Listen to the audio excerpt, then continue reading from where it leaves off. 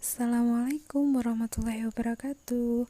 Oke, pada kesempatan kali ini kita akan belajar tentang semangat untuk menuntut ilmu.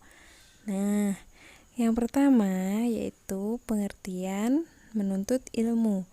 Menuntut ilmu bisa dikatakan sebagai kegiatan belajar, dan menuntut ilmu ini merupakan perintah dari Allah. Tujuannya untuk menjadi muslim yang cerdas, bersyukur, dan berbudi pekerti. Nah, menuntut ilmu atau belajar harus dimulai sejak kecil. Seperti kata pepatah, belajar di waktu kecil bagai mengukir di atas batu, dan belajar di waktu dewasa bagai mengukir di atas air. Selanjutnya, yakni adab menuntut ilmu. Adab itu bisa dikatakan peraturan. Nah, yang pertama, niat. Jadi kalian harus niat yang baik untuk menuntut ilmu. Yang kedua, memberi salam kepada guru. Yang ketiga, membaca doa sebelum belajar. Yang keempat, bersikap sopan kepada guru. Dan yang kelima, membaca doa sesudah belajar. Jadi, ketika kalian menuntut ilmu, harus memperhatikan 5 adab ini, supaya ilmu yang kalian cari bisa bermanfaat. Gitu ya. Nah, untuk yang selanjutnya, membaca, menulis, dan rajin belajar. Manusia itu diciptakan oleh Allah sebagai makhluk yang sempurna. Manusia diberi akal, diberi mata, diberi tangan, sehingga dapat membaca dan menulis. Dalam Al-Quran ada perintah untuk membaca, yakni di surat Al-Alaq ayat 1-5. Membaca itu dapat menambah wawasan kalian.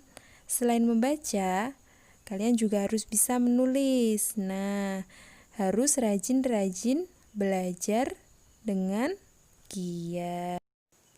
Selanjutnya yakni keteladanan dari Nabi Idris.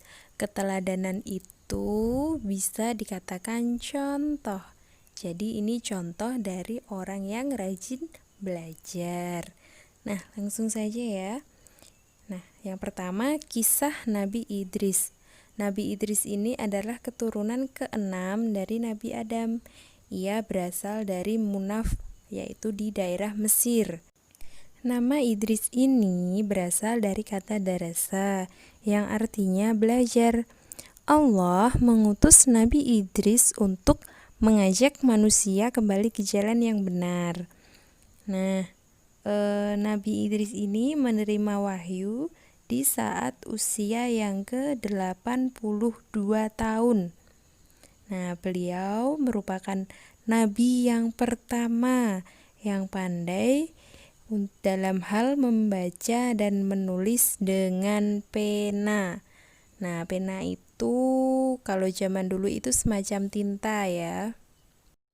Yang selanjutnya, kelebihan dari Nabi Idris. Yang pertama, mampu membaca dan menulis. Jadi Nabi Idris ini sangat pandai dalam hal membaca dan menulis. Yang kedua, pandai menggunting dan menjahit pakaian dari kulit binatang. Yang ketiga, berbakti dan beribadah kepada Allah. Dan yang keempat, beliau merupakan seorang yang gagah. Jadi itu merupakan kelebihan dari Nabi Idris. Dan yang selanjutnya adalah keteladanan dari Nabi Idris. Ini sifat-sifat yang bisa kalian contoh dari Nabi Idris. Yang pertama, tekun dalam belajar. Kalian harus tekun-tekun nih dalam belajar.